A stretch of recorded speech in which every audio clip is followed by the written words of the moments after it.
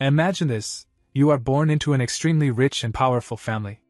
But your mother is nothing more than a lowly servant. The moment she gives birth to you, she dies. And from that moment on, your life turns into pure hell. Your stepmother, who pretends to be kind and noble in public, is in reality a cruel, venomous woman. She tortures you in every possible way. Hunger, beatings, humiliation, and the most terrifying thing of all. She wants you dead. You have many brothers, and every single one of them desires only one thing: the position of family head. And to claim that position, you must die. But the real twist begins here. A man from another world, the son of a powerful family, someone who has served 3 years in the military, someone who has seen real battle, whose hands are already stained with blood, transmigrates into your body. And this man is no hero. He is ruthless, cold-blooded, a man who never hesitates before killing. Whether the enemy is a woman, or even a child, he has only one rule: anyone who dares touch me will not live. And so begins a merciless revenge. One by one, everyone who tormented him, everyone who tried to kill him, everyone who mocked his mother's death, he destroys them in ways so brutal and terrifying that no one could ever imagine. And this is only the beginning. In the future, this man will become a demon king, a being who commands monstrous, bloodthirsty demonic servants, who spread his demonic cult across the world. Now think about it. How thrilling would it be to witness such a story? A main character who shows no mercy? A man who is not destined to become a god, but a devil. So guys, today's manhwa is based on this very dangerous story. Without any delay, let's jump straight into the story. Inside the jolting carriage, Chu Xiu rubbed his throbbing head and slowly lifted his gaze, scanning the unfamiliar surroundings with bleary eyes. The interior of the carriage was lavishly decorated. Precious swords and long, razor-sharp sabers hung along both sides of the walls. This kind of luxury stood in stark contrast to the desolate, barren scenery outside, giving Chu Xiu the eerie sensation that he had stepped into an entirely different world. In his previous life, Chu Xiu's existence had been far from miserable. He was born into wealth. Though his parents passed away early, they left behind an enormous fortune. His life consisted of nothing but indulgence and pleasure. He never had to worry about food or money, spending his days immersed in banquets, alcohol, and excess. His only true passion was reading wuxia novels. Truth be told, Chu Xiu wasn't afraid of death. He had already enjoyed enough glory and luxury, living freely without regrets, far more comfortably than those hardship-bound protagonists in novels. Compared to them, his life had been easy. In fact, Chu Xiu never wanted to become a spoiled playboy. But as the youngest son of the family, born of a concubine, he had no right to involve himself in the family's business affairs.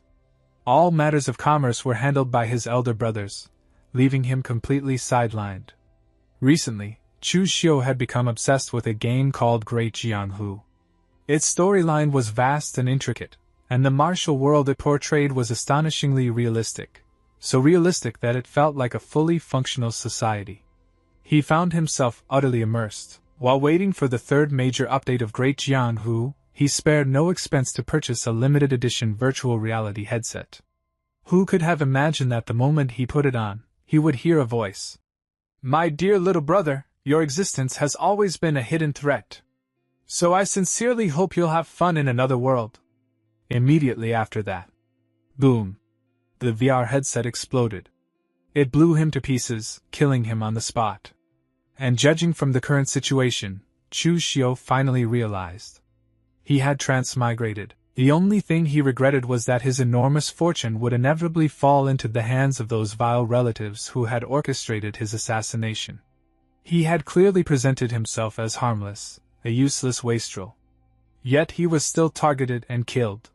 Could it be that from the very beginning, his mistake was choosing not to fight for his inheritance? At that moment, memories belonging to this new body came flooding in. Chu Xiu felt a sharp pain stab into his chest. A savage, blood-red killing intent flashed through his eyes, and the aura surrounding him underwent a drastic transformation in an instant. He shook his head lightly. He had finished absorbing the memories of this body. One could even say their souls had completely fused. It turned out he had transmigrated into someone who was also named Chu Xiu, the second son of the Chu family in Kunlun. This identity was equally tragic. He was born of a concubine. His mother had only been a servant, and died the moment he was born. Within the family, he held no status whatsoever and was constantly suppressed by his father's legal wife. The original Chu Xiu was weak-willed and reckless by nature. He offended an important guest of the family, and was severely punished, exiled to manage the Chu family's mine in a remote wasteland. The mine was a critical asset, controlling a massive source of income. However, being sent there was anything but a blessing. The miners were all exiled criminals and vicious outlaws. For an ordinary person to manage such a place was no different from walking straight into a tiger's den. There was little chance even bones would be left behind. In truth, Chu Xiu never wanted to go to the mine and wait for death. But he knew very well that he had no chance of competing for the family's inheritance. He was nothing more than a fallen son who had made a mistake. Who would care whether he lived or died? Originally, he was supposed to remain at the mining site for 3 years. However, recently the family had begun selecting an heir. Despite still being under punishment, Chu Xiu was summoned back. At this moment, Chu Xiu was already on his way back to the Chu family estate. He reached out and grasped the long saber hanging on the wall of the carriage, pulling it from its sheath. Clang! A crisp metallic sound rang out. The gleaming blade reflected the face of a handsome young man. Yet between his brows lingered an unsettling softness, almost effeminate. He didn't like this expression very much. But since things had already come to this, Chu Xiu could only accept his new appearance. Suddenly, Chu Xiu froze. The saber in his hand halted midair. He abruptly realized his true identity. In the storyline of Great Jianghu, when version 3 was released, version 2 had already come to an end, and the final boss of version 2 was none other than Demon Lord Chu Xiu. Demon Lord Chu Xiu was born as the second son of the Chu family in Kunlun. After enduring countless injustices and tragedies within his family, his temperament twisted and warped, ultimately causing him to fall into the demonic path. According to the story introduction, Demon Lord Chu Xiu would later unify and command the Kunlun demonic sect. Under his command were the 4 great demon venerables. His reputation shook the entire martial world. Demonic might soared to the heavens. Although he disliked this soft and effeminate appearance, judging from his name, looks, and background, he was undeniably the very Chu Xiu, the ultimate villain from the game. Thinking of this, Chu Xiu didn't know whether to laugh or cry. He had transmigrated into a future great demon overlord. But the problem was, since when did villains in games ever get a good ending? Was his fate destined to become nothing more than a stepping stone for the protagonist to trample on? Picking up the long saber once more, Chu Xiu lightly flicked the blade with his finger. A cold glint flashed through his eyes as he muttered to himself. Destined to fail, huh? Who can ever predict the twists of fate in this world? Heaven has given me another chance at life. Then even if gods or Buddhas stand in my way, I will kill them without mercy. Whoever wants me dead, I'll send them on their way first. At that moment, the carriage curtain was lifted. A beautiful maid with a graceful, alluring figure stepped inside. She feigned surprise and asked, "Young master, why have you drawn your blade?" Looking at the beautiful maid's flirtatious gaze, the corner of Chu Xiu's mouth curled into a meaningful smile. Her name was Chu Xiu, Chu Xiu's personal maid. But in truth, she was a spy planted by his eldest brother. On the surface, Chu Xiu appeared attentive and devoted. Yet in reality, she had never held this fallen young master in any regard, especially during the journey to the mine. She frequently used Chu Xiu's name to act arrogantly, deliberately provoking the exiled criminals. Her purpose was clear: to kill with a borrowed blade, pushing Chu Xiu straight toward his death. Looking at Chu Xiu bared his teeth in a smile. "A fine blade. I just drew it out to take a look." For some reason, when she saw Chu Xiu's smile, Chu Xiu suddenly shivered.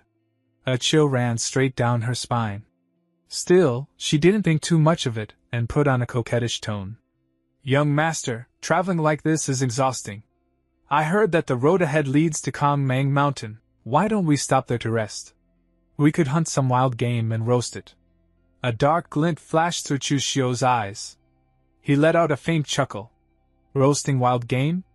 I've heard that small paths to remote mountain regions often attract bandits. Xiu quickly replied. That's just a rumor. The Chu family's carriages have passed through here so many times, nothing ever happened. Besides, she lowered her voice. This servant wants to find a place to bathe. The road is so dusty. It's itchy and uncomfortable. If this were the Xiu of the past, acting spoiled, Chu Xiu would have agreed without the slightest suspicion. But now, Chu Xiu only stared at her coldly. The strange, ghostly smile still lingered at the corner of his lips, making Xiu increasingly uneasy. She even had the urge to step back. Suddenly, Chu Xiu reached out and lightly pinched her cheek, lowering his voice. Very well. I'll indulge you. Let's go eat some wild game. After that, Chu Xiu instructed Xiu to arrange the servants as she always had before. With a casual wave of his hand, he signaled for her to leave. Xiu was momentarily stunned. She felt that Chu Xiu was extremely unfamiliar today, as if he had become an entirely different person. But when she thought of the generous reward the first madam had promised if the task was completed, Xiu quickly cast her doubts aside. Watching Xiu's figure disappear, disdain surfaced in Chu Xiu's eyes. Stupid woman. Inviting me into the mountains to eat wild game, there definitely wouldn't be any wild game in that forest. There would only be a deadly trap waiting for him. Chu Xiu knew this clearly, not because he was exceptionally clever, but because he already knew the plot.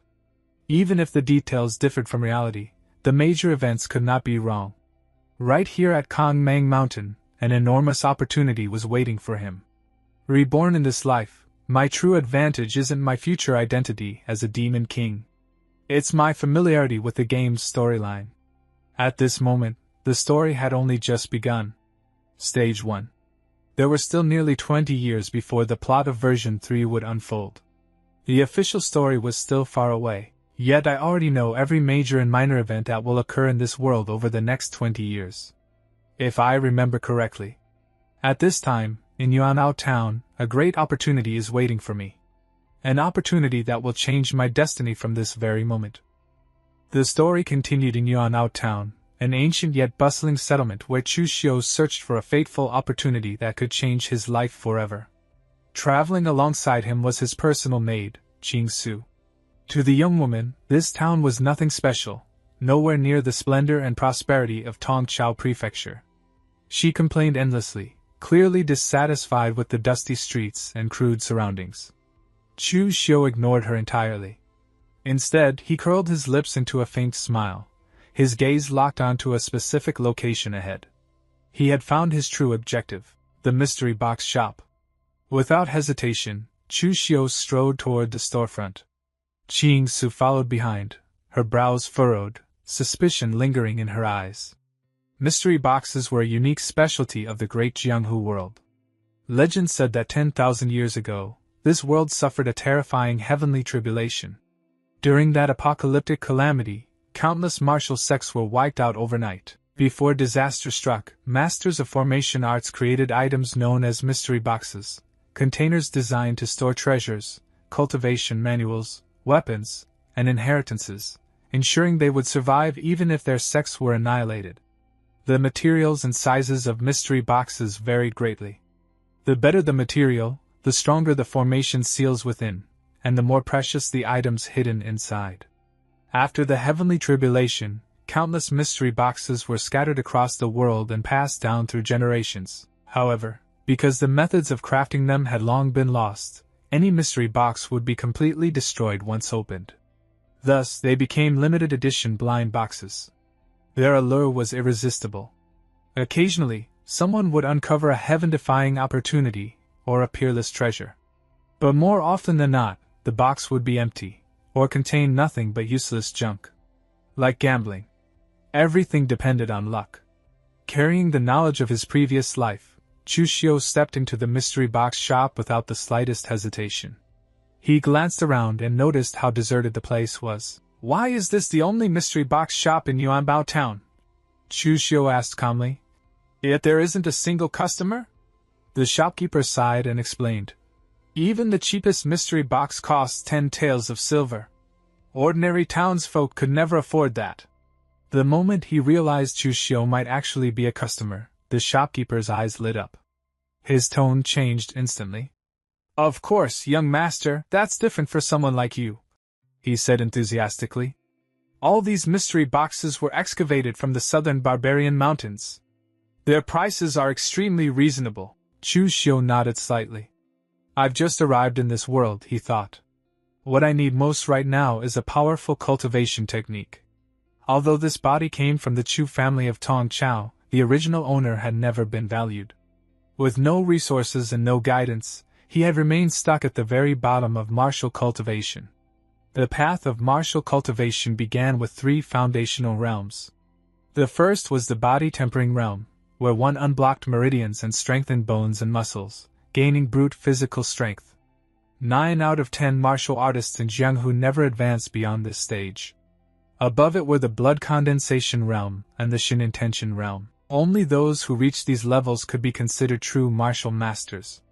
Chu Xiu clearly remembered that in the game, around this exact period, a mere household servant had purchased an ordinary mystery box in Yuanbao town. Inside it, a supreme cultivation technique. That servant later rose to become a grand master, shaking the martial world. Chu Xiu was certain. This is my destined opportunity. Just then, the door burst open. A gorgeously dressed man with an arrogant, insolent expression strode in loudly. Shopkeeper! Bring me 2 mystery boxes! The shopkeeper recognized him immediately. Li Gang, a lackey of the Li family. Trying to be helpful, the shopkeeper advised him. Li Gang, this is just gambling. Young Master Li values you highly right now. Save your money and bribe the steward instead. You might earn a promotion. Li Gang sneered. Even as a steward, I'd still be a servant for life. I'd rather gamble. If I open a peerless divine art, I'll soar to the heavens in a single step. The shopkeeper sighed helplessly.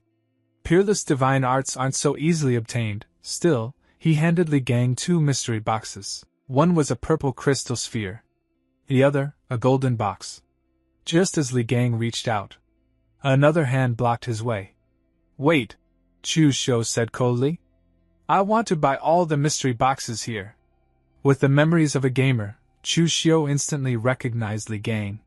This man was the exact household servant who, in the original storyline, would obtain the supreme opportunity in Yuanbao town. That meant the strongest cultivation technique was hidden inside one of those 2 boxes. Li Gang spun around in fury. Young master! I was the one who chose them first. The shopkeeper froze, trapped between 2 people he couldn't afford to offend. Facing Li Gang's rage, Chu Xiu simply asked in a calm, chilling voice. Now that I say I want everything, do you have objections? Overwhelmed by Chu Xiu's imposing presence, Li Gang hurriedly tried to intimidate him. Don't think you can bully me just because I'm a servant. I belong to the Li family, one of the 3 great families of Tongchao Prefecture. Chu Xiu laughed mockingly. Didn't you just say you didn't want to spend your life as a servant? He stepped forward slightly, his voice dripping with contempt. And now, when things turn against you, you borrow the Li family's name to threaten others? How laughable. You're nothing but a servant. Chu Xiu continued coldly. Yet you dare use the Li family to suppress me? How ignorant. Li Gang's eyes burned with rage.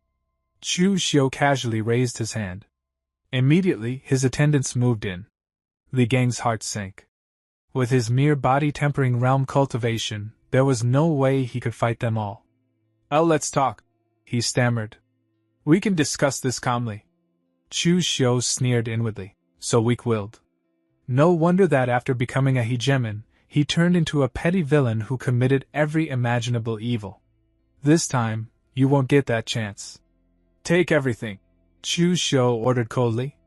Under Qing Su's stunned gaze, and Li Gang's utter helplessness, every mystery box in the shop was swept clean. Watching them being carried away, Li Gang felt an unbearable pain in his chest. Beyond humiliation, it felt as if something irreplaceable had been stolen from him. He collapsed to his knees, staring at Chu Xiu's retreating figure, teeth grinding. This isn't over, he swore. Back at his lodgings, Chu Xiu began the next phase. He knew from the game that certain treasures required a special trigger. He took out a small knife and let a single drop of blood fall onto the purple crystal sphere. The instant the blood touched it, boom! Violent purple energy erupted. Chu Xiu was blasted backward as the crystal activated. His guess was correct. The shell shattered, revealing a glowing green jade slip. A triumphant smile spread across Chu Xiu's face. This is it. As he absorbed the contents, a torrent of energy surged around him. This was a Taoist classic, an innate skill, a supreme cultivation method. It could cultivate innate true qi, cure all diseases, regulate deficiencies, and ensure one's true qi would never decay. No wonder Li Gang rose so high in the original story. Normal cultivation techniques were divided into 9 revolutions. The first 3 were trash, barely enough for small sections. The middle 3 were treasures capable of founding sections. The last 3 were exceedingly rare, possessed only by great sections. Above the 9th, 2 legendary realms. This innate skill ignored age, cleansed the body, and rebuilt foundations. Perfect for me. Confidence flooded Chu Xiu's heart. And to his surprise, the jade slip also contained a bonus martial art. Azure Dragon in the sleeve. The blade is hidden. The intent concealed. One strike. Like a dragon emerging from the sea. At least a second revolution technique. Unexpected joy. Then, crash. A thunderous noise erupted downstairs. Where is Chu Xiu? You dare steal from my Li family? Get out here! Li Tong had arrived. A massive man, 7 masterly, stormed in with his thugs, smashing furniture. Li Gang pointed upstairs. That's him. Chu Xiu appeared calmly, looking down at them. And if I refuse? He asked indifferently. Threats followed. Chu Xiu smiled. Then, power erupted. Green energy flooded the room. Pressure crushed down like a mountain. Azure Dragon in the sleeve, unleashed. A roaring dragon of energy manifested. Silence. Chu Xiu landed lightly, blade raised, eyes glowing purple. I hate being threatened the most. He looked around. Anyone else? Hidden behind the door, Qing Su witnessed Chu Xiu killing someone with her own eyes. Terror seized her heart instantly. She never would have imagined that the man rumored to be weak, timid, and cowardly would kill without the slightest hesitation. Blood splattered across the floor. Li Tong stared at Chu Xiu, his face drained of all color. Why you actually dare? Before he could finish his sentence, Chu Xiu had already yanked the dagger out of the guard's chest and charged straight toward him. Li Tong instinctively raised his arms to block. But how could he possibly stop Chu Xiu? Seeing the blade about to take his life, Li Tong's legs went weak. In that moment, he was certain. I'm going to die. Yet. The dagger stopped. Right at his throat. The cold, blood-stained blade pressed lightly against his neck. Recalling Chu Xiu's ruthlessness just moments earlier, Li Tong's legs began trembling uncontrollably. Chu Xiu looked at him coldly. Trash of your caliber, he said darkly. And you still dare come looking for trouble with me? You really don't know your limits. It's true. I, Chu Xiu, am not favored in the Chu family. I'm only the son of a concubine, but the head of the Chu family is still my father. And what are you? A worthless playbill. Mediocre martial talent. Living off family scraps. Who gave you the courage to bring people here and provoke me? He leaned closer, voice icy. Believe it or not. Even if I kill you right here, the worst I'll get is a light punishment. Li Tong shuddered violently, cold sweat soaking his clothes. Only now did he understand. The rumors were lies. This man was not weak. He was terrifying. Chu Xiu withdrew the dagger and calmly handed the hilt to Li Tong. Take it. Li Tong froze. I said. Chu Xiu repeated, eyes sharp. Take the dagger. Under that gaze, Li Tong trembled as he grabbed it. Suddenly, Chu Xiu seized Li Tong's wrist and forced the blade toward his own chest. His eyes turned bloodshot. Didn't you come here to cause me trouble? The dagger's in your hand now. I'll give you a chance. Kill me. The room fell into dead silence. Li Tong and his subordinates stood there in shock, unable to believe what they were seeing. Li Tong shook his head frantically. How could he dare? Chu Xiu could kill him and walk away.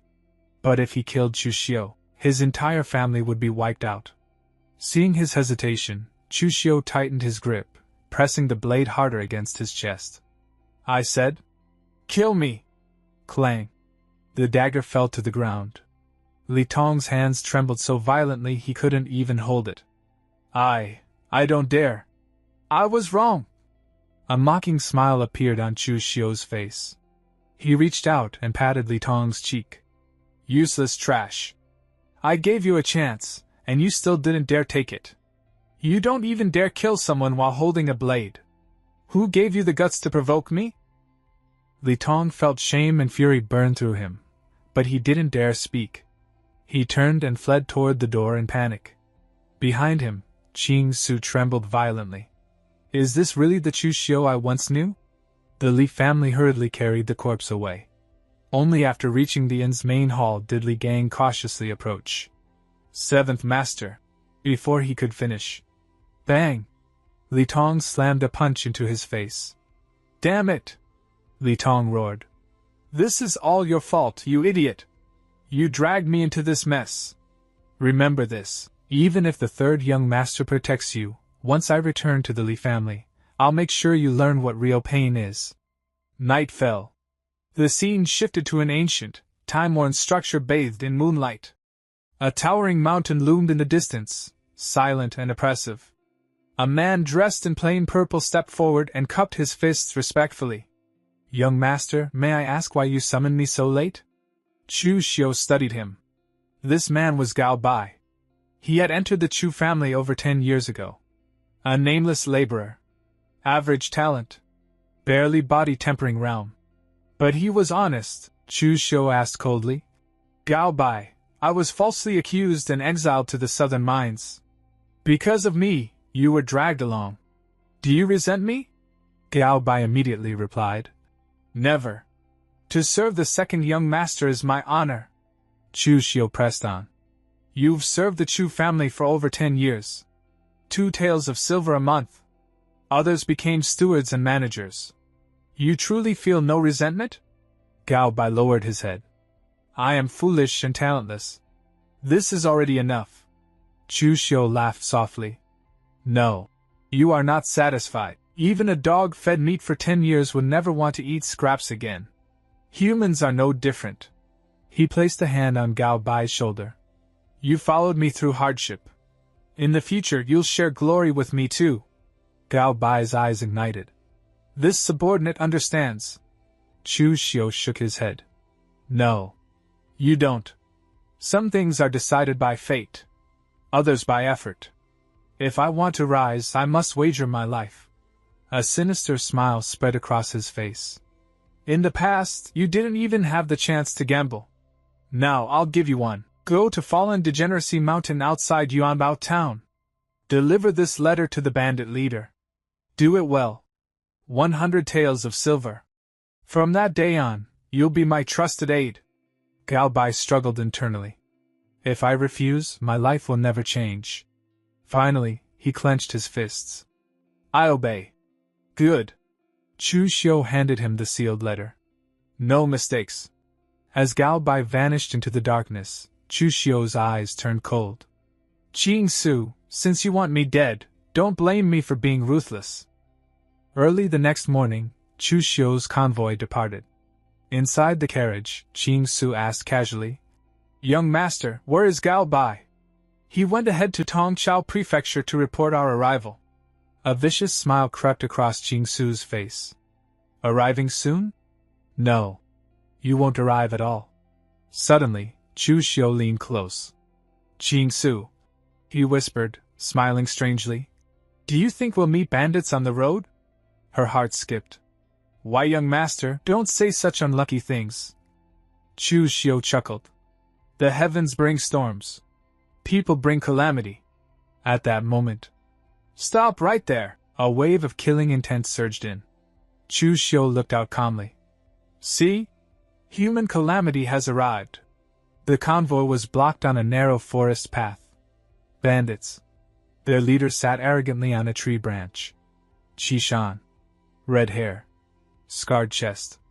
Massive saber. What are you waiting for? He roared. Get down here! Chu Xiu stepped out unhurriedly. If you want silver, I have thousands of taels. Qishan sneered. Your life's worth more. What if I want that instead? Chu Xiu smiled faintly. Name your price. Qishan laughed cruelly. I keep my word. Hidden in the carriage, Qing Su smiled triumphantly. This time, you're dead. Chu Xiu's smile vanished. If I can't buy my life, I'll buy yours instead. He attacked. Qishan roared and swung. Metal clashed. Chu Xiu retreated, analyzing calmly. No inner energy. Pure brute force. He waited. Dodged. Endured. When Qishan lost control, the opening appeared. Emerald light erupted. Divine dragon sweeping its tail. The dagger flashed. Blood sprayed. The tide turned. Qishan was sent flying. His men panicked. How is this possible? Chu Xiu wiped his blade. What a pity, he muttered. Not enough practice. Enraged, Qishan roared. Kill them all! Just then, another voice rang out. You killing people, did you ask my permission? A man stepped forward grinning. Manhwa. Well, he laughed. Looks like a big deal. Mind if I take a share? Qing Su peeked out from the carriage window, her heart skipping a beat. Why is there another group of bandits? Did second concubine arrange even more people? Before she could think further, a second wave of bandits emerged from the road ahead, advancing aggressively. Chu Xiu narrowed his eyes as he looked toward them. Is that man also a bandit? The moment Qishan recognized the newcomer, his expression changed drastically. He clenched his teeth. Manhwa, Qishan growled. This is my turf. What the hell do you want?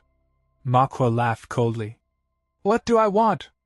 To fuck you up, of course. You've snatched my business not once or twice. This time, I'm sending you straight to meet the King of Hell. Without wasting another second, Manhwa attacked. His sword flashed through the air like lightning. Qishan hurriedly raised his own blade to block, but it was useless. In the very next moment, clang! Qishan's sword was knocked cleanly into the air. A deep gash opened on his arm, blood spraying as he stumbled back in shock. He stared at his injured hand, his face turning pale. Bad luck. A wise man doesn't fight when the odds are against him. Run. Now! But it was already too late. Manhwa smiled like a demon. Too late. Qishan turned to flee. Swish. Manhwa's blade cut down mercilessly. Qishan's body split in two and collapsed to the ground. Dead. The moment his subordinates saw their boss killed, they panicked and tried to run. Manhwa coldly ordered, kill them all. As his men chased the fleeing bandits, Chu Xiu stood quietly at the back, observing everything. Judging by this yellow-faced man's moves, he's completely different from that unorthodox bandit leader. This man is a real martial artist, an orthodox one. Chu Xiu stepped forward and cupped his fists politely. Thank you for the help, good sir.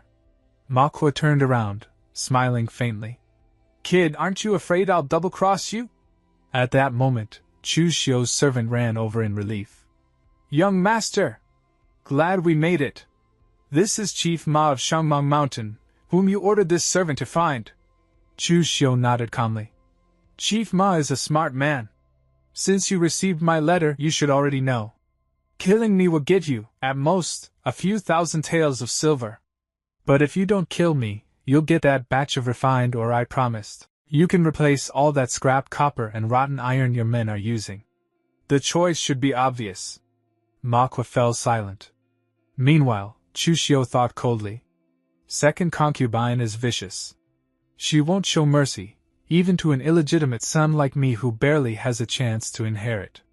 From the moment Qing Su suggested taking the small path, I knew. She bribed bandits, borrowing a knife to kill a man. If she can spend money to kill me, then I can use bandits to protect me. Manhwa finally spoke.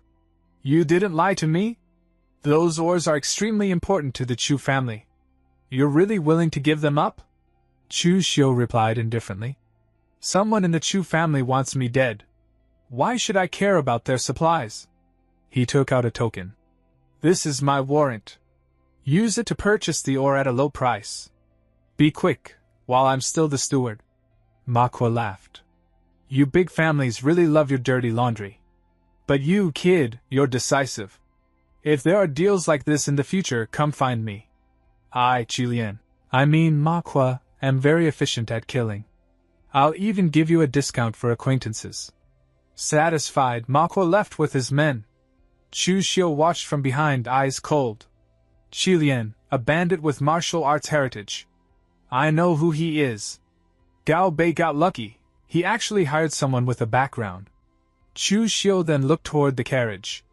Inside, Chu Xiu was trembling violently, sweat pouring down her forehead. Why is it like this? Isn't Chu Xiu trash? How did he so easily seriously injure that bandit leader? Chu Xiu entered the carriage. The moment he stepped in, Chu Xiu collapsed to her knees, acting pitiful. Young master, were the bandits all repelled?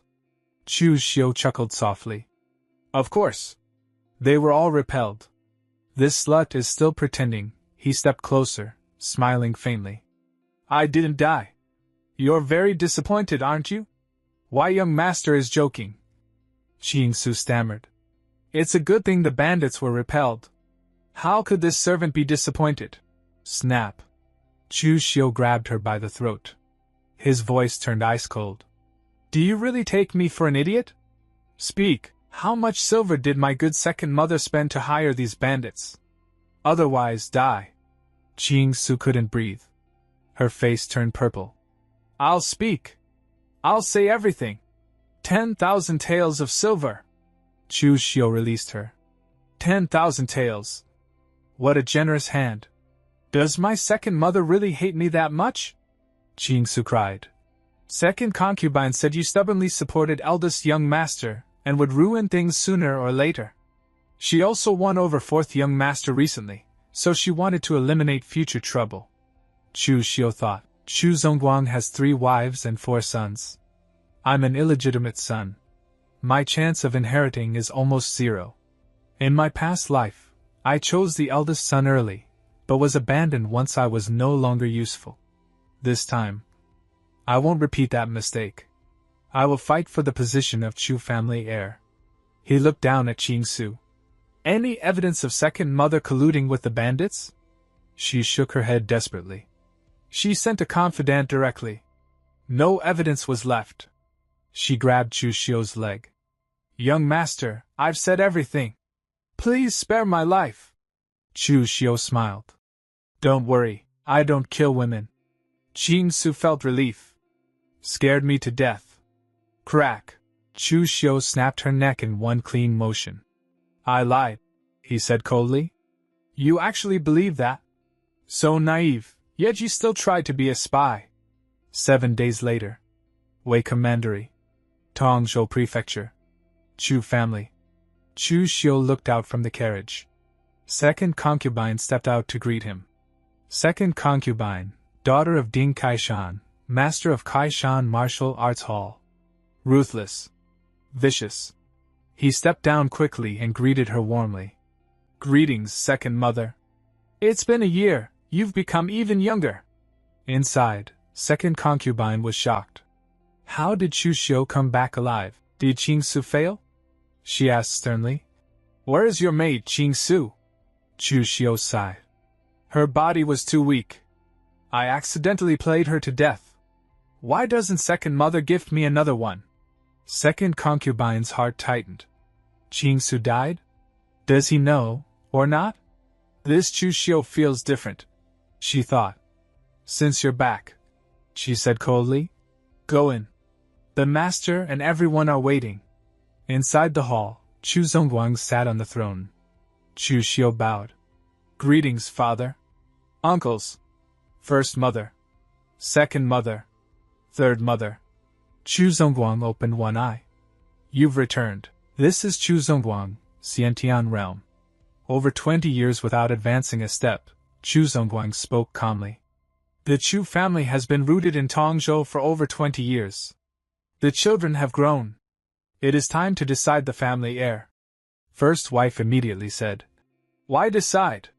Chu Kai is the legitimate eldest son and the strongest. Of course, he should inherit. Second concubine sneered. Big sister, that's not right. This isn't royalty. The master decides. Third wife lowered her head. This servant knows nothing. Whatever the master decides. Chu Zongguang slammed his hand. Enough. Chu Kai. Chu Xiu. Chu Xing. Chu Shang. You each manage part of the family business. 1 year. Whoever makes the greatest progress will become the Chu family heir. Do you all agree? After the declaration was made, the atmosphere in the Chu family's grand hall grew suffocatingly silent. Patriarch Chu Zongguang sat high above, his presence alone radiating unquestionable authority. Below him, the wives and children stood in silence, each secretly calculating their next move in the inevitable battle for succession. Chu Xiu observed everything with cold detachment. Though the so-called elders of the Chu family carried the title of seniority, in truth, they were nothing more than chess pieces. Not a single one of them dared to utter a word against Chu Zongguang's will. Absolute power still rested firmly in the hands of the man seated at the very top. On one side stood the first madam and her eldest son, Chu Kai. Both were arrogant by nature, disdainful of restraint, and had even dared to confront the patriarch head-on more than once. What they failed to realize was that such insolence only deepened Chu Zongguang's disgust toward them. The second madam posed an entirely different kind of threat, calculating, ruthless, and vicious in her methods. She had long coveted the position of heir for her own son. Unfortunately, Chu Shang was a man of brute courage with no talent for scheming, utterly incapable of concealing his ambitions. Among them all, the third madam was the most shrewd. On the surface, she appeared gentle and seemingly indifferent to power struggles. Yet it was precisely this carefully crafted facade of virtue that earned the patriarch's favor, allowing her son to become the most cherished child in the household. Having seen through the true intentions of every single person present, Chu Xiu nevertheless found Chu Zongguang the most puzzling of all. Though the patriarch had loudly proclaimed the selection of a successor, his eyes remained cold and detached, as if he truly did not care about the final outcome. At that moment, the first madam spoke up in opposition. She argued that a martial aristocratic family like the Chu clan should choose its successor based on genuine strength. As she spoke, she turned toward Chu Xiu with a mocking gaze and asked, Chu Xiu, don't you think what I'm saying makes sense? Inwardly, the first madam calculated coldly. As long as Chu Xiu sided with her and created a balance of power, even if the patriarch favored someone else, he would not be able to act too blatantly. This piece on the chessboard, she was determined to claim it. Yet to everyone's surprise, Chu Xiu merely clasped his hands and bowed calmly toward Chu Zongguang. Father must have his own reasons for doing this. This son has no objections.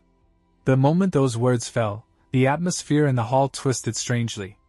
The second madam stared in disbelief. How could the man she had secretly ordered assassinated stand here so calmly, as if nothing had ever happened? Meanwhile, the first madam burned with fury. This chess piece had dared to defy her will. Chu Kai finally lost his patience. He shouted that Chu Xiu was weak and spineless, demanding to know whether he even understood what he was saying. He gave him one last chance to state his true thoughts. What Chu Kai did not know was that behind that obedient exterior lurked a monster, silently waiting for the moment to erupt. Chu Xiu responded softly, merely reminding his elder brother that he was only following their father's wishes. With a thunderous slam of his palm, Chu Zongguang ended the pointless quarrel. The decision had already been made. Anyone who dared oppose it would be openly challenging the patriarch's authority. Under the crushing weight of his fury, the entire hall fell into absolute silence. But Chu Xiu was not finished. With an air of indifference, he calmly proposed that the patriarch grant him additional business assets to manage. He reasoned that the Nanshan mine was far too insignificant for him to earn merit or properly demonstrate his capabilities in front of everyone present. Chu Zongguang narrowed his eyes suspiciously. The son who had remained silent for so many years had finally begun to reveal his ambition. That piercing gaze seemed intent on seeing straight through Chu Xiu's thoughts. The wives were all stunned. So the display of weakness earlier had merely been an act. His true objective was to insert himself directly into the core industries of the Chu family. At that moment, Steward Lu spoke up with thinly veiled ridicule. He accused Chu Xiu of overstepping his bounds and sneered that all he needed to do was properly manage that single mine. For a mere servant to openly humiliate a young master in the Grand Hall, this alone was proof of just how low Chu Xiu's status had once been within the family. Yet Chu Xiu did not grow angry. He simply raised a finger and lightly beckoned, signaling for Steward Lu to step closer. That calm expression concealed a chilling killing intent, one that no one present had yet noticed. Steward Lu maintained his arrogant expression. As he walked closer, he sneered provocatively, assuming that since he had been standing too far away, Chu Xiu wanted him to come closer so he could hear those words more clearly. Crack! A dull, bone-shattering sound rang out. In the blink of an eye, Chu Xiu unleashed a brutal strike. The steward never had time to react. Fresh blood sprayed violently across the grand hall. Moments ago, the domineering steward now lay collapsed on the floor, barely clinging to life. Chu Xiu's terrifying speed and merciless precision froze everyone in place. Terror was etched across their faces. He did not stop there. With icy indifference, Chu Xiu stomped down hard on the wretched man's body. This was not an act of impulse, it was a declaration. A new order was being established. Anyone who dared show him disrespect would pay a heavy price. From the wives to the brothers, the entire Chu family stared in disbelief, unable to accept what they had just witnessed. A deathly silence swallowed the grand hall. The second madam trembled uncontrollably, fear flooding her heart. She wondered whether Chu Xiu had truly gone mad, or if this was the real monster that had been hiding in plain sight all along. With a furious slam of his palm, Chu Zongguang rose to his feet. Rage erupted like a violent storm as he roared, demanding to know what Chu Xiu thought he was doing, daring to commit such ruthless violence in front of the patriarch and so many senior members of the clan. Chu Xiu withdrew his hand and bowed calmly in apology. Yet his words were razor-sharp. He asserted that for a servant to interrupt his master's words was an act of extreme insolence, and that this punishment was merely a necessary measure to restore discipline and safeguard the dignity of the Chu family. Chu Xiu looked down at the man crawling on the floor, his gaze devoid of even a trace of pity. In a cold voice, he added that if someone like this were at the Nanshan mine, he would have long since been discarded and used as a sky lantern. His father might be merciful, but to Chu Xiu, a servant's disrespect was utterly unforgivable. Witnessing his son's brutality, yet undeniable logic, Chu Zongguang could not help but fall into contemplation. Deep down, he had to admit that Chu Xiu was right. Regardless of whose man the steward was, he was still nothing more than a servant. His own prolonged seclusion had allowed these subordinates to forget their place and disregard the hierarchy within the household. Nevertheless, in order to preserve the family's public dignity, Chu Zongguang chose to close the matter. He reminded everyone that this was the Chu family estate, not the Nanshan mine, and ordered that Chu Xiu be fined 3 months of his stipend to cover the steward's medical treatment, a light, symbolic punishment meant only as a warning. Chu Xiu lowered his head and calmly accepted the order. But he did not stop there. With calculated composure, he posed a pointed question to his father. Was he truly expected to guard that remote mine forever? If so, what meaning did this grand gathering to choose a successor even hold for him? Chu Zongguang fell silent, stroking his chin thoughtfully. Though he had never intended to let Chu Xiu inherit the family assets, standing before the entire clan, he understood that he could not treat a son who had just demonstrated such terrifying capability with blatant unfairness. The first madam, standing nearby, could no longer hide her agitation. She spoke sharply, accusing Chu Xiu of openly assaulting someone in the grand hall as a direct challenge to the patriarch's authority, insisting that the matter could not simply be brushed aside. However, Chu Zongguang had already reached his decision. He roared back, asking whether she expected Chu Xiu to pay with his life for the sake of a mere steward. Then he declared that once the merchant caravan from the Yan Kingdom returned, all managerial authority over it would be handed to Chu Xiu. "Many thanks, father." Chu Xiu clasped his hands in salute, a faint, meaningful smile flickering across his lips. He had achieved the first objective of his plan, to reclaim his standing and expand his influence within the Chu family. Inwardly, Chu Xiu mocked the foolishness of the first madam and her son, Chu Kai. Born into a great clan, yet incapable of controlling their emotions, they always chose to clash head-on with Chu Zongguang. To him, a man so much older yet still scrambling to compete with his younger siblings for the position of heir was nothing more than a useless waste. The family meeting ended beneath a suffocating atmosphere. With a wave of his hand, Chu Zongguang dismissed everyone and stepped out of the grand hall. The second madam could not stop watching Chu Xiu's retreating figure. She had once believed her greatest enemies were only the first madam and her son.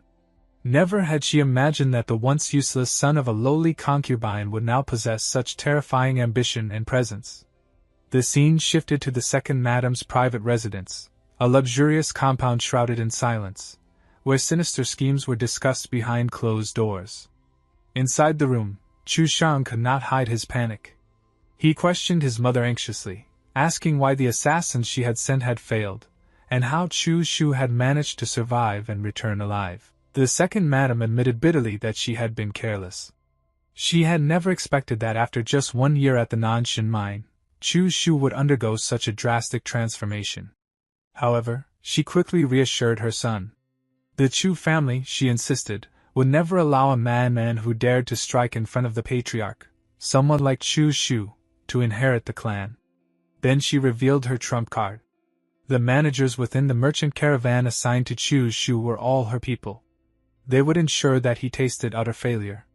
A vicious smile spread across her face. With the enormous sums she had spent to buy loyalty, she was confident that even if Chu Xiu held the title of caravan overseer, he would soon realize that he could not command a single subordinate. Meanwhile, Chu Xiu led Gao Bei straight toward the clan's medicine pavilion, the most important source of cultivation resources for the Chu family's descendants. Along the way, Gao Bei voiced his concern, asking whether the people in the pavilion would truly hand over the cultivation resources that had long been monopolized by the eldest young master. Chu Xiu replied indifferently that those old rules would have to change, starting today. Upon entering the medicine pavilion, the fat steward, Steward Chu, greeted them with forced hospitality. With mocking courtesy, he referred to Chu Xiu as a distinguished guest, remarking that the second young master had never set foot here before and asking what important matter had brought him today. Gao Bei immediately demanded that he hand over all cultivation resources allocated to Chu Xiu over the past year. Hearing this, Steward Chu's expression changed instantly. He let out a scornful laugh, saying the second young master must be joking. Chu Xiu's resources, he claimed, had always been collected by the eldest young master on his behalf. Why come demanding them now? His contempt was so blatant that he did not even attempt to hide it. Chu Xiu's gaze hardened. He coldly asked who had given him permission to hand over Chu Xiu's resources to someone else.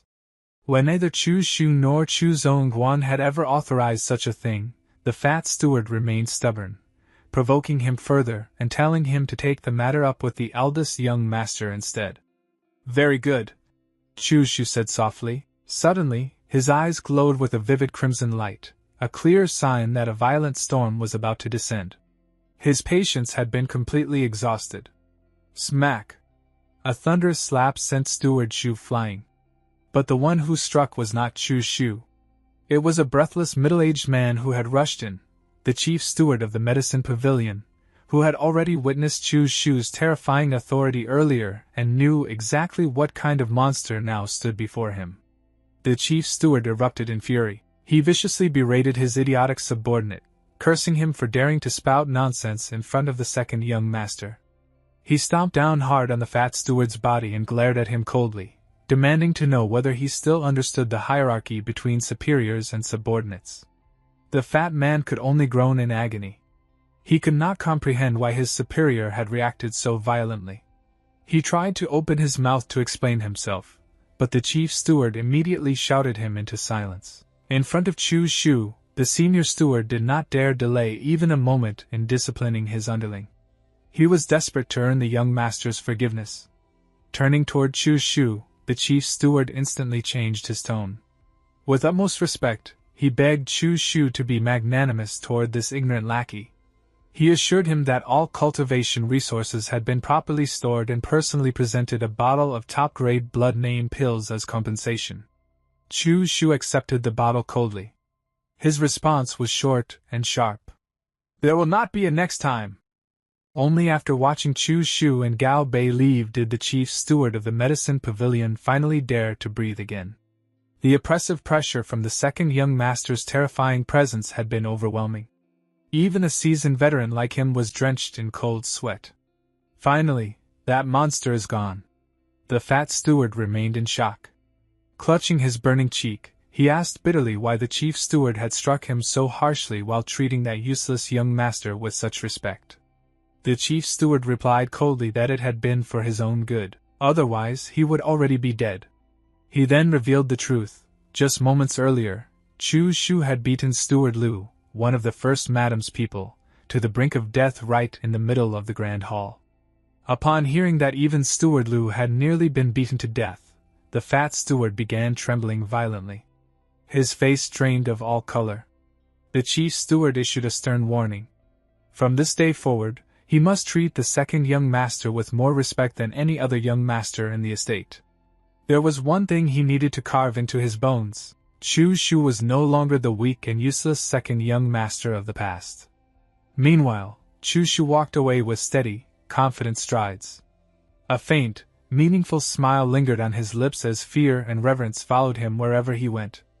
With the cultivation resources reclaimed and his authority firmly established, the balance of power within the Chu family had officially begun to tilt, entirely according to his will. This part begins, and we see Chu Xiu's residence. Inside the room, Chu Xiu is sitting calmly in his chair, while his servant stands respectfully beside him. The servant speaks with admiration in his voice. "Young master, you were truly imposing just now. Even the grand steward of the pharmacy was so polite to you." Chu Xiu replies indifferently, his tone cold and steady. "That wasn't politeness. That was all. Evil cuts both ways. If you cannot be so kind that everyone respects you, then you must be so evil that everyone fears you." The servant scratches his head awkwardly and says, "I understand." Chu Xiu glances at him and says flatly, "Of course you don't. Otherwise you wouldn't have muddled along for so many years without even becoming a steward. Go find some wooden stakes and set them up in the courtyard. I want to practice my blade." After that, Chu Xiu's expression turns serious as he begins to think. The path of martial Dao is nothing more than talent, perseverance, opportunity, and comprehension. My talent is average. My comprehension is unknown. Opportunities require strength to seize. Therefore, for now, I can only put effort into perseverance. He continues calculating in his mind. 2 packs of Birki powder per month. The Grand Steward gave 30 packs. 3 blood condensation pills per year. He gave 10, and of high quality. He certainly knows how to handle matters. Birki powder is simple to concoct.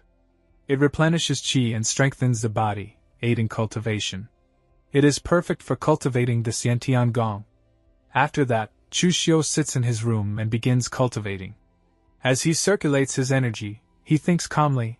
Taoist cultivation methods are moderate and peaceful. The more one cultivates, the more abundant one's energy becomes.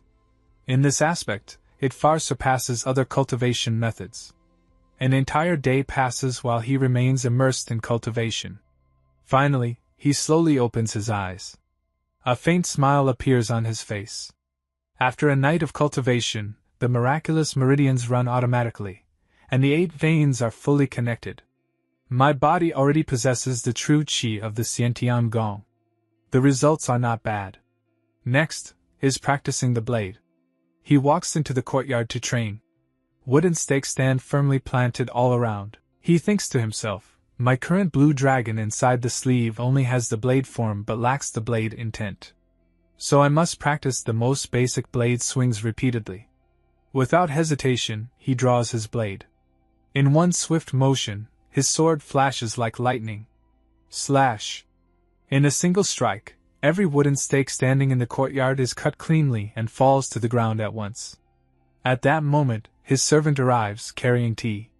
"Young master, I heard some news.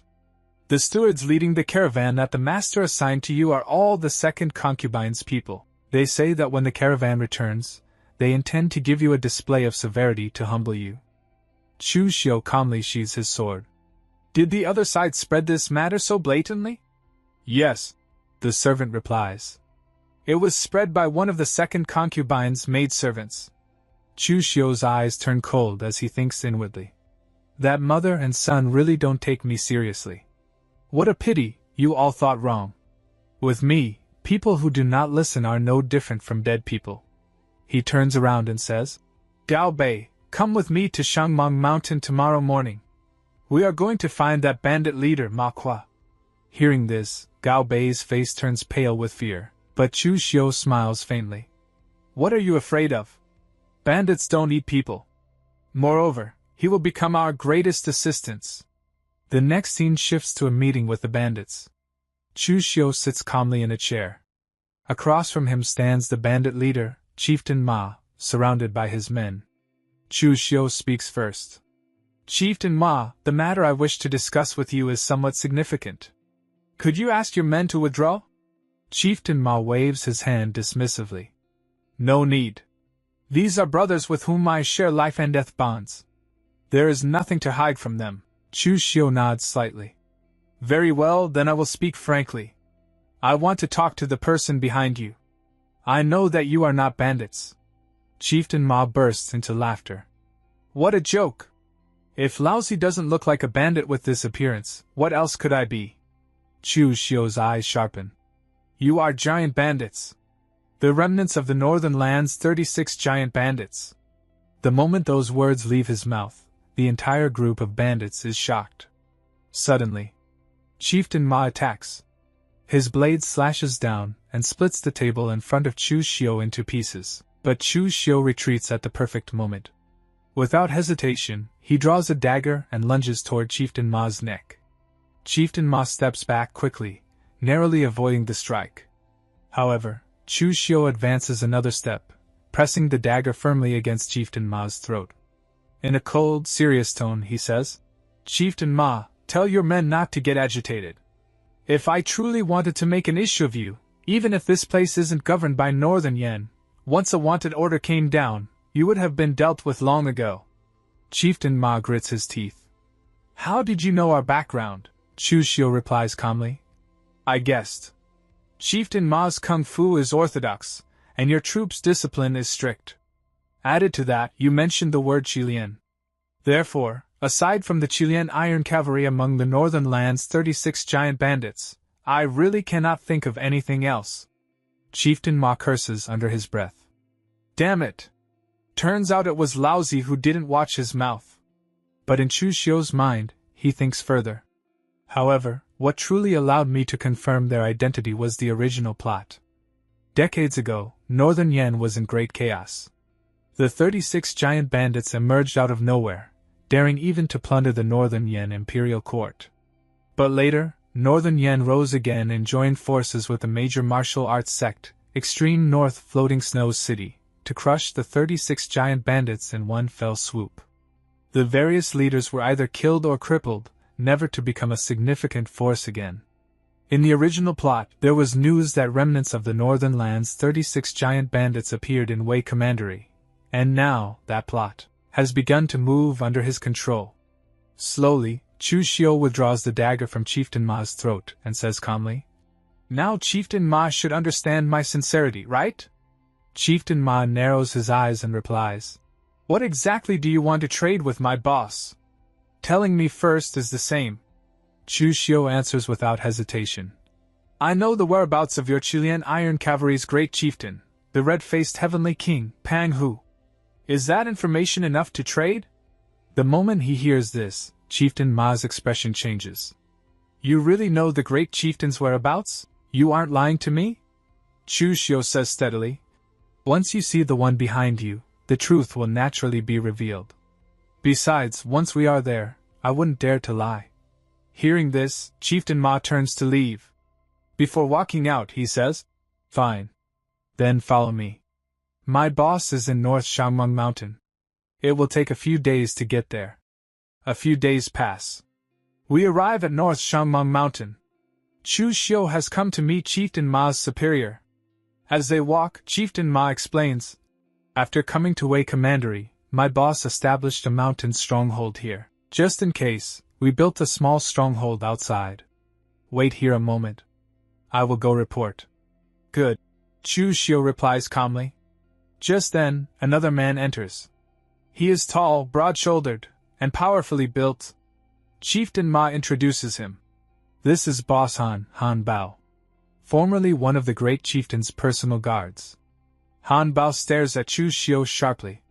Is it you who says you know the great chieftain's whereabouts? Correct. Chu Xiu answers. At the same time, he thinks inwardly, peak blood condensation realm. This person is much stronger than me. Han Bao snorts. Cut the crap. Speak, what exactly do you want? If you demand an exorbitant price, don't blame me for getting rough. Chu Xiu remains composed.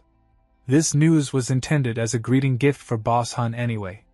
According to what I know, after Great Chieftain Pang, who was heavily injured by the people of the Northern Yan Imperial Court, he is currently recovering his strength in the desolate mountains of Liaodong Commandery in the north.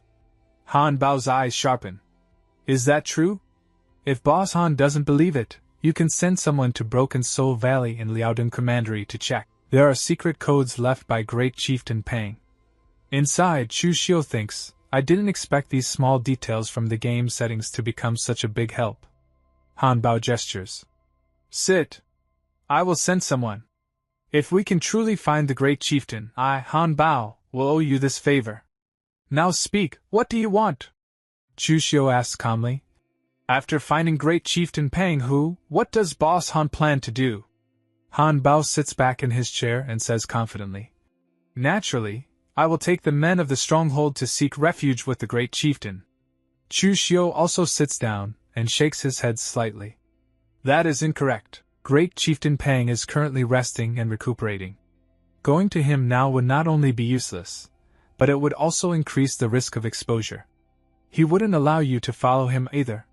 What you should do is accumulate money, provisions, and cultivation resources to prepare for his rise. Han Bao replies, Those matters will be decided once the Great Chieftain is found. Speak clearly, what is your intention? Chu Xiu says directly, I want to cooperate with you to make money. Han Bao raises an eyebrow. Such a good thing? Explain it in detail. Chu Xiu begins calmly. There are many bandits in Shangmeng Mountain who frequently rob caravans and kill for money. Because of this, more and more caravans are switching to the time-consuming main roads or arranging large numbers of guards. Your business is becoming scarcer, right? Han Bao nods. Correct. So what should be done? Chu Xiu's eyes gleam. Nothing can be accomplished without rules. If there are no rules, we will set the rules. As long as caravans hand over a portion of their wealth, they can be escorted safely across the mountain. This way, both the caravans and Boss Han benefit. Han Bao crosses his arms tightly. Then wouldn't I be making enemies of all the bandits in Shangmeng Mountain? Chu Xiu smiles faintly. One voice in the entire Shangmeng Mountain is enough. Does Boss Han lack the confidence to deal with those disorganized mobs? Han Bao suddenly laughs. Of course I have it. If not for my injuries remaining unhealed, I would have resolved that bunch of trash long ago. Chu Xiu is slightly surprised. Unexpectedly, this guy was actually a Xiantian expert before. I misjudged him, Han Bao then asks. By the way, Chu Xiu kid, you gave me such a good idea. What exactly do you want? Very simple, Chu Xiu replies. I also have a caravan in the Chu family. I hope it can enter and exit Shangmeng Mountain without obstruction. Additionally, I hope Boss Han can help me kill people. Han Bao grins. The first condition is no problem. But for the second one, wanting me, Han Bao, to act as a hired thug, just this piece of news isn't enough. Chu Xiu nods calmly. Of course. What I can give Boss Han is more than just this. I will inform you in advance about passing caravans. This way, you won't have to worry about wasted trips. Han Bao laughs loudly. That does sound pretty good. Chu Xiu adds casually. By the way, I will soon transmit news of a Chu family caravan to you, Boss Han. Consider it a greeting gift. Han Bao's expression changes. Rob your own caravan? What is the meaning of this? Chu Xiu's lips curl slightly. That is the Chu family's caravan, not my caravan. Hearing Chu Xiu's words, Han Bao breaks into a satisfied smile. Good. At the same time, he cannot help thinking to himself, when it comes to viciousness, we really can't compare to these disciples of aristocratic families. They are actually so ruthless even to their own people. Chu Xiu stands up calmly. Pleasure doing business. If there's news, I will send a carrier pigeon to you. The scene shifts. Outside Chu Xiu's residence, a carriage is being loaded with goods. Boxes and crates are packed tightly as servants move quickly. Everyone looks sharp. The merchant caravan is about to set off. Just then, Chu Xiu appears and shouts coldly. Who told you to go? A man immediately steps forward and bows. This servant is Zhang Quan, the caravan steward. Greetings, second young master. Chu Xiu looks at him indifferently. Who is in charge of this caravan right now? Zhang Quan answers respectfully. Of course, it is under your charge, second young master. Since it is under my charge, Chu Xiu continues calmly. Then who allowed you to load the cargo and set off just now? How much silver did the last batch of goods sell for? What was brought back? What is being transported in this batch? Have you ever discussed any of this with me? Zhang Quan lowers his head slightly. Second young master, please forgive me. Because you were not present, I asked for instructions from the family head before acting. Time waits for no one. Rest assured, second young master, there will absolutely be no problems with this trip. If there are any mistakes, I am at your disposal. Chu Xiu walks closer and places a hand lightly on Zhang Quan's shoulder. Steward Zhang, was it? You've done very well. I just hope you won't regret it, Zhang Quan immediately replies. Thank you for the praise, second young master. Working for the Chu family, this servant will never regret it. But inwardly, he scoffs. I've gone back and forth with the caravan countless times. What problem could there be? What is there to regret? As Chu Xiu steps aside, he says calmly, Then I wish you good luck. The caravan sets off. Chu Xiu remains standing there, watching quietly as it disappears into the distance. Then he turns to his servant. Notify Han Bao and his men of the caravan's route and schedule. Yes, the servant answers. On the road, Zhang Quan leads the caravan forward. One of the servants riding beside him whispers, Old Zhang, you've offended the second young master badly. I heard that after returning from the mining area, the second young master has changed. Zhang Quan snorts slightly. Of course I know. But don't forget, we are the third young master's people. The servant hesitates.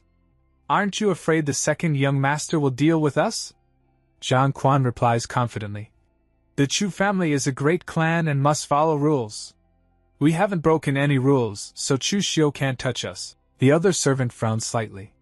I just feel like this matter isn't that simple. Zhang Quan suddenly raises his voice. Everyone remember. If we really encounter bandits, drop the goods immediately. Lives are more important than anything. Everyone responds in agreement. Night falls. The caravan continues traveling. Zhang Quan says, Walk a bit further. There's a decent-sized cave ahead. We'll rest there. But suddenly, from the shadows of the forest, figures emerge. Bandits surround them from all sides. A cold voice echoes in the night. No need to walk anymore. If you want to rest today, rest here to your heart's content. The moment Zhang Quan sees the bandits, his face turns pale. Bandits! Run! Everyone run!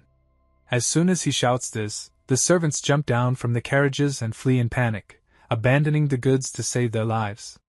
But just as Zhang Quan turns to escape, a blade blocks his path.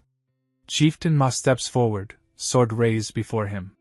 Steward Zhang, where do you think you're going? Seeing Chieftain Ma, Zhang Quan freezes in shock. You were prepared? Chieftain Ma smiles coldly. Zhang Quan, right? Young Master Chu Xiu asked me to pass you a message. His eyes gleam with killing intent. Steward Zhang, have a safe journey to the afterlife. At that moment, Zhang Quan understands everything. It was the second young master. Before he can react, Chieftain Ma attacks. His sword flashes through the darkness. Zhang Quan has no chance to defend himself. In the next instant, the blade slices cleanly across his throat. Blood sprays. Zhang Quan collapses to the ground, lifeless. Chieftain Ma withdraws his sword and orders calmly. Go. Open the cargo. Let's see what kind of greeting gift young Master Chu gave us. The scene shifts to the Chu family mansion. The second concubine's son is shouting urgently. The caravan has been robbed. All branches, please report to the council hall immediately to discuss matters. He turns to his mother and lowers his voice. Mother, do you think this matter has anything to do with Chu Xiu? Steward Zhang and the others just offended him, and then something happened. The second concubine frowns slightly. I don't know. Logically speaking, Chu Xiu shouldn't have the guts. Besides, he doesn't have the ability to hire the Shangmang Mountain bandits. Before we have evidence, don't speak carelessly. Otherwise, it will make the master unhappy. Her son nods. Yes, mother. They walk quickly toward the council hall. Inside, the family head is already seated at the head position. Several servants are reporting the situation. That is the situation. They killed everyone on sight. We don't know why either. The family head waves his sleeve lightly and says in a calm, detached tone. Since that's the case, dismissed. Take this as a lesson. Be more careful next time. I am going back into seclusion. Just as everyone prepares to leave, Chu Xiu suddenly stands up. Father, right now the caravan has no leader. I am willing to lead the caravan through Shangmang Mountain once again. The moment he says this, his stepmother and stepbrothers stare at him in shock. Their mouths hang open, utterly stunned. The family head frowns. Caravan transport has always been the most dangerous task. Family disciples have never led the team before. What kind of trouble are you adding? You have no experience at all. Do you want to die? Chu Xiu answers steadily. Right now, the caravan is in a state of panic. If there isn't someone of sufficient weight to lead, it will be difficult to set off. Especially the pharmacy goods, they cannot be delayed. As a direct descendant of the Chu family, I should lead the charge and boost morale. I ask Father for permission. The family head looks at him thoughtfully. I didn't expect Chu Xiu's awareness to be this high. However, the caravan indeed cannot be delayed. After a brief pause, he says, Then you go. Be careful. Chu Xiu bows slightly. Thank you for your concern, Father. His stepbrother, however, thinks coldly, to actually snatch up this thankless and dangerous task. Is Chu Xiu's brain broken? The scene shifts. Under the moonlight, several servants stand in the courtyard whispering among themselves. One of them says bitterly, Can't blame them for pointing fingers at us. This time the goods weren't saved, and quite a few people died. Another servant shivers. Yeah, this time was too scary.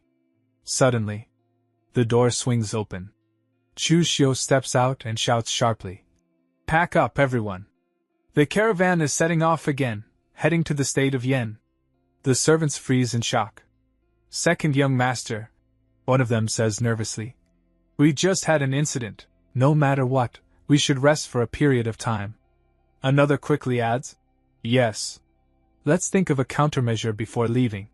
What if we enter the mountain and get robbed by bandits again? Hearing them, Chu Xiu thinks coldly, that cheap old dad really doesn't care about the Chu family's affairs. Look at how spoiled these servants have become, and he doesn't even manage them. He speaks firmly. Rest for a while? Think of a countermeasure? What a joke. The ones who died weren't you. You didn't even suffer a scratch. What are you resting for? The servants fall silent, but fear still lingers on their pale faces. Chu Xiu steps forward again, his voice sharper.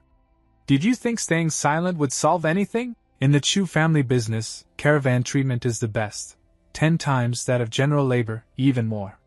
Since you are afraid of death and don't want to go, there are plenty of people who do. He calls out loudly, Gao Bei. From behind him, his servant answers immediately. This servant is here. A faint smile appears on Chu Xiu's lips. Go. Tell the general laborers. Those who dare to risk their lives may join the caravan. Monthly pay will be at least 10 taels. If they return smoothly, 0.5% of the profit will be their reward. As for these people, go find Steward Liu for reassignment. With that, Chu Xiu turns to leave. The servants panic instantly. Second young master. Just now I was blinded by foolishness. Please give me another chance. Another drops to his knees. Yes. We were wrong. But Chu Xiu does not turn back. There is only one opportunity. Those who want to stay follow me. Soon, under the cover of night, Chu Xiu and the caravan depart once more. They move through the dark forest. Suddenly, figures emerge ahead. Bandits block the road. A fat man steps forward and shouts, Little ones, come out! Business is here! Kill the people, leave the goods! These are Han Bao's subordinates, led by Feng Dao. The moment the servants see the bandits, their faces turn pale. Damn it! Again? One of them curses. If I had known earlier, I wouldn't have stayed. Another mutters nervously. Yeah. I'm regretting it too. I just hope we can survive and make it back this time. But on Chu Xiu's face, there is a strange smile. In his heart, he thinks calmly, finally, it's showtime. This part begins with Chu Xiu saying to his servant Gao Bei, Gao Bei, get the fire oil. Prepare to light it. Gao Bei immediately obeys. He lights a torch and pulls down the curtain hanging on the carriage. Chu Xiu dismounts from his horse, steps forward, and faces the bandits directly.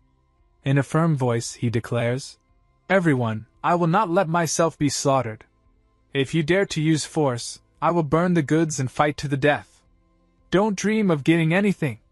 Hearing this, one servant looks confused and says, Huh! Who would have thought the second young master actually had such a move? Another servant nervously adds, However, what if they decide to kill us even without the goods? At that moment, a fat bandit steps forward with a smile on his face and says, You're still a bit too tender to play this game with your grandpa. Do you really believe I would rather kill you all than take these goods? Chu Xiu stands calmly in front of him and replies, Why go through all this trouble? How about this? You and I compete in a duel. If I lose, I am at your disposal. If I win, you let us leave. How about it? The bandit bursts out laughing. A weak young master who can't even trust a chicken wants to fight me? Since you want to die, I'll fulfill your wish. One frightened servant whispers, Only the eldest young master of the Chu family has reached the blood condensation realm. Can the second young master really do this? But in the very next moment, Chu Xiu suddenly charges forward and strikes first. His sword reaches the bandit's neck in an instant. The bandit quickly ducks, easily dodging the attack. Not bad, he says. He counterattacks, and their swords clash loudly. Chu Xiu blocks the strike steadily. Then the bandit presses forward with force from his legs, pushing Chu Xiu backward. The servants are stunned. Holy crap! The second young master is amazing! Yeah! I really didn't expect this. The second young master was truly hiding his light under a bushel. Suddenly, Chu Xiu launches a fierce counterattack and knocks the sword out of the bandit's hand. The blade falls to the ground with a clang. The bandit turns and looks at his fallen sword in shock. Then he turns as if to leave. Chu Xiu raises his hand slightly and says, You let me win. The fat bandit chuckles. All right. You guys can go. I didn't expect a young master like you to actually have some skill. Your grandpa, underestimated the enemy. When the servants realize that Chu Xiu has defeated the powerful bandit, they become extremely excited. But then Chu Xiu calls out to the bandit respectfully. Hero, please wait. The bandit stops, slightly surprised. What else do you want, kid? Chu Xiu says calmly. I don't know how many more bandits lie ahead. Therefore, I would like to offer 1,000 taels to hire you, hero, to escort us through the mountain. Hearing this, the bandit grins widely. You kid, that's actually a pretty good idea. Interesting. I agree. The bandit and his men join them as escorts. The servants begin whispering among themselves. This actually seems pretty good. Why didn't we think of this before? Exactly. If we had taken the main road, it would have taken an extra month, and the cost would have been much higher than this. Another servant nods in admiration. This move by the second young master is absolutely brilliant. After that, the group safely reaches their destination. 10 days later, at the Chu family mansion, the family head is seated in the main hall while Old Chen stands before him, giving a full report. Just like that, Old Chen says respectfully. The second young master made a round trip from the Yen Kingdom in 10 days. The family head frowned slightly. This kid is too adventurous. What if the bandits hadn't responded to either soft or hard tactics? And what if that group of bandits didn't have the strength to escort them? Old Chen replies calmly. The second young master's luck is not bad. The bandits who robbed him were actually very strong. It is said that because of the second young master's incident, a new rule has been established.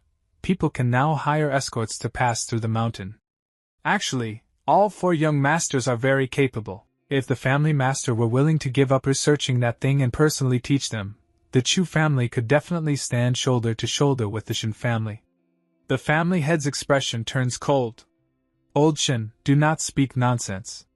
You know exactly what price I paid for that. I will absolutely not give up. Old Chen lowers his head and withdraws from the room. The scene shifts. In his courtyard, Chu Xiu is practicing his blade relentlessly.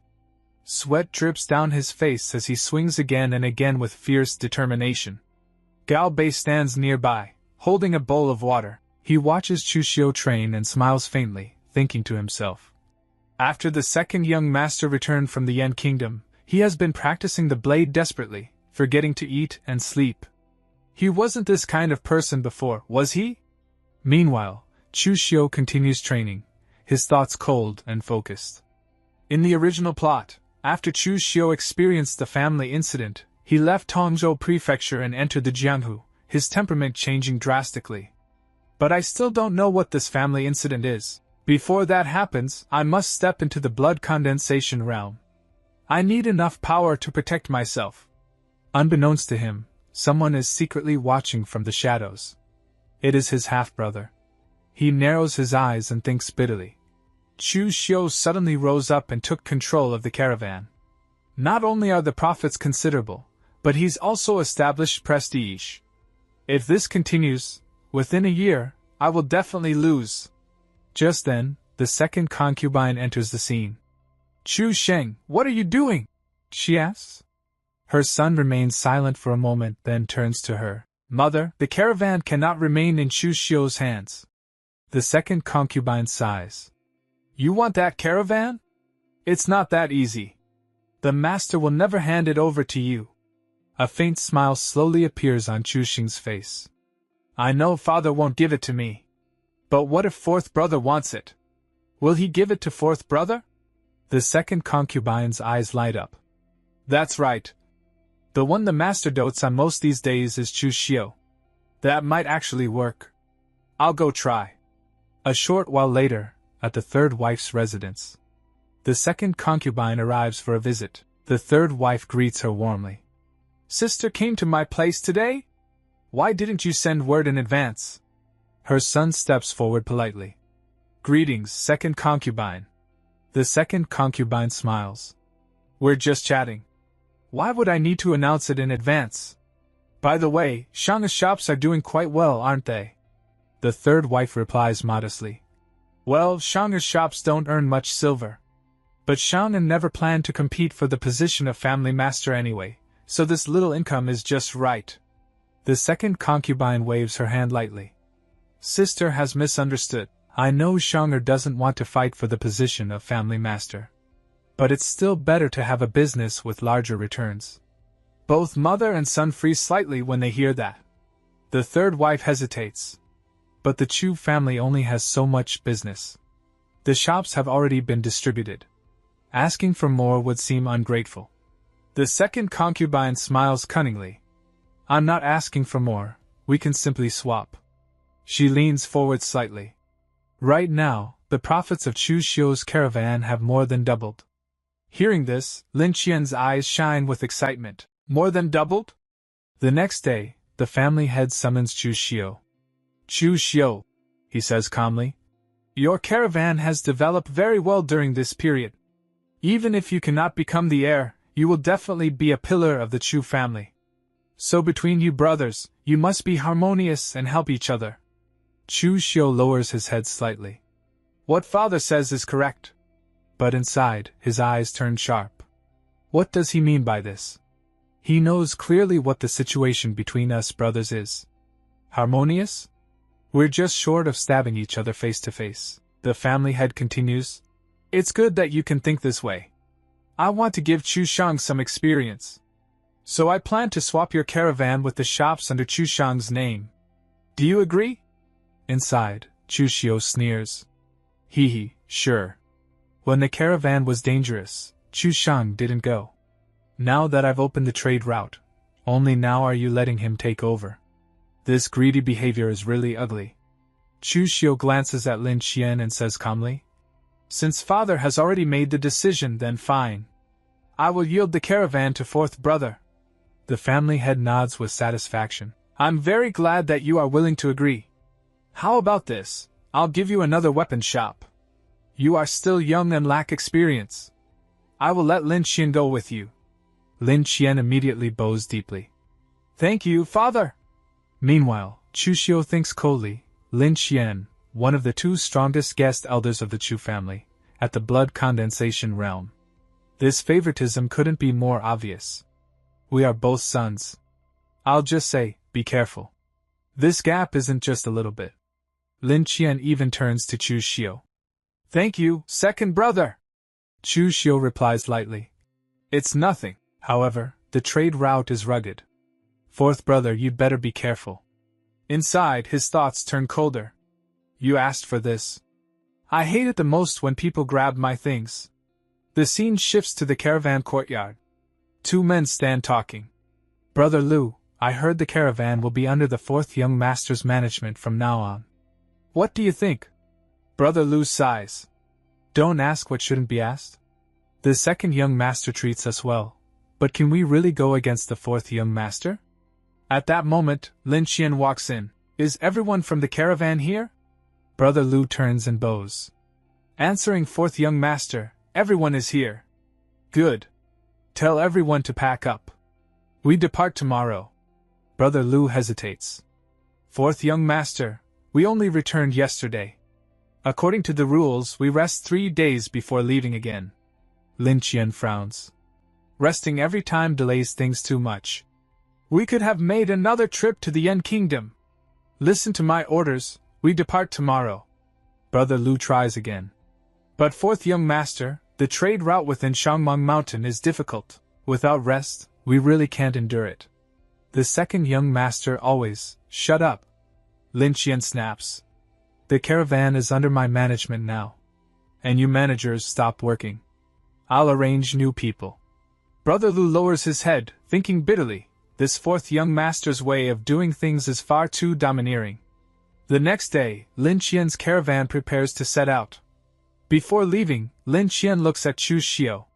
Second brother, what are you going to do? Move to a restaurant to stay for a while. Chu Xiu answers calmly. Lin Qian smiles faintly. Second brother is really capable. I wonder, do you have any experience to pass on to me? Chu Xiu smiles back. The trade route is rugged. Be careful of those bandits. Once you leave Tongzhou Prefecture, the Chu family's name isn't very useful. Lin Qian snorts inwardly as he departs with the caravan. With Uncle Lin by my side, am I afraid of a few petty thieves? Behind him, Chu Xiu watches quietly. Then he turns to Gao Bei. Come with me to Shangmeng Mountain later. Gao Bei immediately lowers his head. Yes, second young master. The part begins at night as we see the Shangmeng Mountain camp. Inside the camp, Boss Han is speaking to Chu Xiu. Kid Chu Xiu, your idea wasn't bad at all. Now the entire North Shangmeng Mountain is my territory, and our profits have increased tenfold. Today we should have a good drink. We won't stop until we're completely drunk. But Chu Xiu calmly replies, There's no rush to drink, Boss Han. I came here this time because I need your help with a favor. Boss Han raises his eyebrows and says casually, Oh? Who do you want to rob and kill this time? Chu Xiu answers with a serious expression. My fourth brother. Chu Shang. Boss Han freezes in shock. His mouth remains wide open as he stares at Chu Xiu. In his mind he thinks, this Chu Xiu is truly ruthless. Twice already he has robbed and killed people from his own family, and this time the target is even his own biological brother. After a moment, Boss Han asks, Alright, just like last time? Kill the leader and leave the rest alive? Chu Xiu shakes his head. Kill all the leaders. This time there is also a blood condensation realm martial artist among them, so Boss Han will have to take action personally. Then he adds calmly, Of course, my fourth brother cannot be killed. After all, he is still my biological brother. Boss Han looks at him with disbelief and thinks, He's your biological brother, yet you still want me to rob and cripple him. Chu Xiu continues. However, he has made me, his older brother, very unhappy. So just cripple him. Boss Han sighs inwardly. You might as well kill him. In a martial Dao family, being crippled is worse than death. Chu Xiu then explains. Boss Han, my fourth brother is my father's most beloved son. If he dies, North Shangmeng Mountain will never have a peaceful day again. Boss Han's eyes suddenly turn red with pride as he replies, Kid Chu Xiu, I'm not trying to slander your Chu family, but with your father's meager strength, he's simply not worth mentioning. Once my injuries heal, I would even dare challenge Shen Bai, the head of the Shen family in Tongzhou Prefecture. Chu Xiu smiles faintly and says, Boss Han's injuries haven't fully healed yet. I think it's better not to cause unnecessary trouble. Then he adds, Besides, I would also like to invite Brother Ma and his subordinates to come to Tongzhou Prefecture and help me. Rest assured, the payment in silver will definitely be generous. However, inside his mind Chu Xiu thinks seriously, right now I don't have anyone truly capable under my command. Gao Bei is loyal, but far too cowardly. Manhwa may look rough on the outside, but he's meticulous. He will definitely become a great helper. Boss Han thinks for a moment and asks, Aren't you afraid people will find out that you're colluding with bandits? Chu Xiu answers calmly, It doesn't matter. Brother Ma has only acted a few times in South Shangmeng Mountain. No one in Tongzhou Prefecture has seen him before. I'll recruit them gradually so it won't raise suspicion. Boss Han then turns to Manhwa and asks, What do you think? Manhwa smiles and replies, Of course, there's no problem. I've been idling in this stronghold all day to the point of getting rusty. This is a perfect chance to stretch my limbs. Boss Han then asks Chu Xiu, When do you plan to attack your brother's merchant caravan? Chu Xiu answers, Wait until their return journey. If they get robbed right after setting out, it would look too suspicious. Boss Han immediately stands up and laughs. In that case, I'll have someone prepare a banquet. Tonight we won't return until we're drunk. This time, Chu Xiu finally nods in agreement. The next morning. Early in the morning, Chu Xiu sets out, with Manhwa following behind him. The two of them travel through a forest path toward their destination. Suddenly, they run into a fat bandit in the forest. His name is Chief Feng. Chief Feng looks at Manhwa and asks, Manhwa, what are you dressed like that for? Manhwa replies, Young Master Chu needs some people on his side, so he hired us to help. Has your side not started business yet? Chief Feng answers, According to young Master Chu's intelligence, a Luo family merchant caravan will be returning from the state of Yen. But we arrived a little too early. Hearing this, Chu Xiu asks, Chief Feng, the Luo family you mentioned, is it the small Luo family from Shuangfeng town? Chief Feng nods. Yes, that's the one. The intelligence was provided by you, young Master Chu. Don't tell me you didn't know. Chu Xiu calmly replies, My subordinates collected the information. I didn't personally check each report. Then he adds, Chief Feng, I actually have another matter I'd like to ask your help with. Chief Feng immediately says respectfully, Young Master Chu, please go ahead. Chu Xiu explains, the Luo family currently has some items that have caught my interest. Please help me seize them. Of course, don't break the rules too much, just handle it tactfully. Chief Feng turns around and begins to leave while saying confidently, Rest assured, young Master Chu. Just leave it to me. Seeing this, a faint smile appears on Chu Xiu's face. Inside his mind, he thinks, in the original plot, the Luo family obtained a batch of secret boxes from merchants of the state of Yin. No one expected that two extremely valuable treasures would actually be hidden inside those boxes. But the news eventually leaked, and the Luo family was wiped out by the combined forces of several surrounding families. Chu Xiu then smirks to himself. I guess this can be considered doing a good deed. After all, without those treasures, the Luo family will never face extermination. The scene then shifts to the Luo family merchant caravan. The servant leading the caravan shouts loudly, Be quick about it. We'll rest once we get out of Shangmeng Mountain and pass through Tongzhou Prefecture. But just then, Chief Feng suddenly appears right in their path. With a grin on his face, he slowly walks toward them while holding his massive sword. The moment the caravan members realize that bandits are blocking the road, panic spreads among them. Soon, a man steps forward. He is the steward of the Luo family merchant caravan. The steward quickly approaches Chief Feng with a respectful smile and offers him a pouch filled with silver. Heroes of Shangmeng Mountain, here is a 10% toll fee. Please take it and enjoy some drinks, heroes. But Chief Feng suddenly slaps the pouch away and smacks the steward across the face. You think 10% is enough to dismiss us?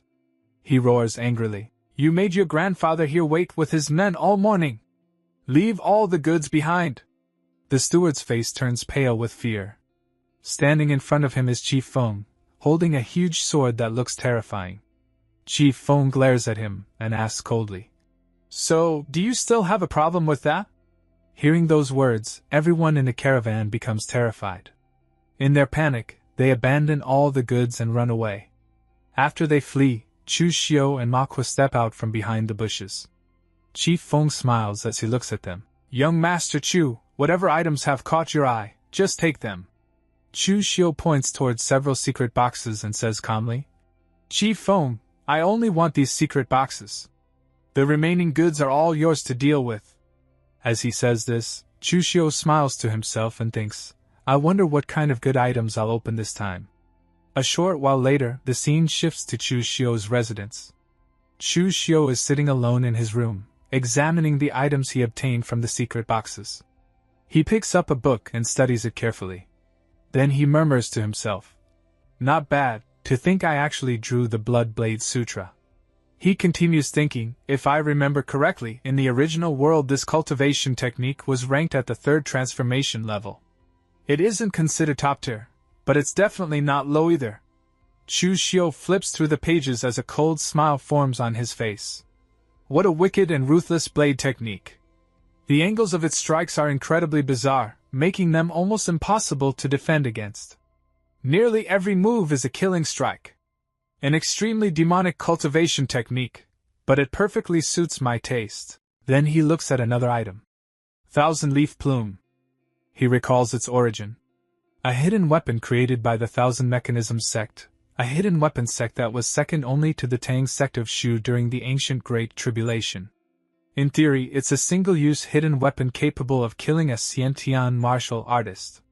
Chu Xiu nods with satisfaction. A very good harvest. Then he mutters, I'll start practicing the Blood Blade Sutra first. 10 days later. North Shangmeng Mountain. A merchant caravan is moving along the road, carrying a large amount of goods. Leading the caravan is Chu Xiang. As he rides forward, a smug smile appears on his face. Hee. Suggesting to father that we swap merchant caravans with Chu Xiu this time turned out to be a huge profit. But suddenly, his smile disappears. Because Chief Feng has appeared in front of the caravan, blocking the road. It's clear that his plan is to rob Chu Xiang's caravan. At that moment, one of the servants quickly steps forward. Nervously smiling, he takes out several papers and says, Chief Feng, we already have the pass. Please let us go. Chief Feng takes the papers, glances at them briefly, and then snorts. Only 400 taels? Why is it so little? Then he waves his hand. Boys, go search the caravan. His eyes glow with a faint red killing intent. The servant looks shocked and hurriedly says, Chief Feng, our Chu family knows the rules. This toll fee will absolutely not be short. But Chief Feng clearly has another plan in mind. With a sly smile, he says, You don't get to dictate the rules. If you won't let us search, could there be something fishy going on?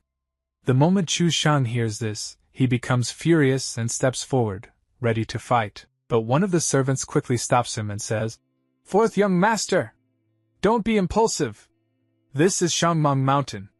Just let them search. We haven't played any tricks anyway. Realizing the situation, Chu Xiu suppresses his anger and says coldly, Fine. Let them search. As soon as the bandits receive permission, they begin thoroughly searching the entire caravan, determined to find something suspicious. After a while, one of the bandits approaches Chief Feng and whispers something in his ear. Hearing this, Chief Feng slowly starts to smile.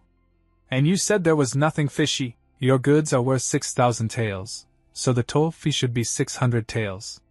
The moment Chu Xiu hears this, he immediately explodes in anger. You're clearly picking a fight on purpose. What do a bunch of bandits know about prices? If you can sell these goods for 6,000 taels, then you can take all of them. Standing beside him, one of the servants turns pale and thinks nervously, oh no. Fourth young master is far too reckless. We could have just paid an extra 200 taels to buy peace. Why provoke them like this? At the same time, Chief Feng also shouts angrily. You little brat! You're courting death. Do you think your grandfather here needs you to teach him how to do business? He raises his massive sword and declares coldly. Very well then. Today the goods stay, and the people will stay too. Hearing this, Chu Xiu turns toward a man beside him. Uncle Lin, I'll leave this to you. Upon hearing this, Uncle Lin calmly steps forward. He dismounts from his horse and walks toward Chief Feng. Then he brings his fists together respectfully and says, Making things convenient for others makes things convenient for oneself. I advise everyone to let us pass. Otherwise, blades and swords have no eyes, and by the time you regret it, it will already be too late. When Chu Xiu hears Uncle Lin speak so confidently, a satisfied smile appears on his face. He turns to the frightened servants and proudly says, Did you see that? This is what Uncle Lin calls the demeanor of a true expert. Then he scoffs. Why should our Chu family bow down to a group of bandits? If they don't follow the rules, we won't act like cowards either. My second brother even paid silver after winning a fight. Truly cowardly. Meanwhile, the servants standing nearby are still extremely nervous. Inside their hearts they think, this is the territory of the Shangmeng Mountain bandits. Even if we escape safely this time thanks to Lin Qian, what about next time? Lin Qian isn't invincible. Fourth young master is far too arrogant, calling second young master a coward. Clearly, the second young master's approach of using both grace and strength is far wiser. At this moment, Uncle Lin stands calmly with a confident expression, believing he can easily defeat these bandits. But suddenly, a powerful presence appears. To everyone's shock, Boss Han arrives. He walks forward slowly, dragging his massive blade across the ground. Sparks scrape against the dirt as the blade leaves a deep trail behind him. His eyes glow red with killing intent. With absolute confidence, he declares, Well said! Blades and swords truly have no eyes. Then he smiles coldly. So if you die here today, don't blame me for being ruthless. And with that intense confrontation about to erupt, this chapter comes to an end. See you in the next video. Until then, bye.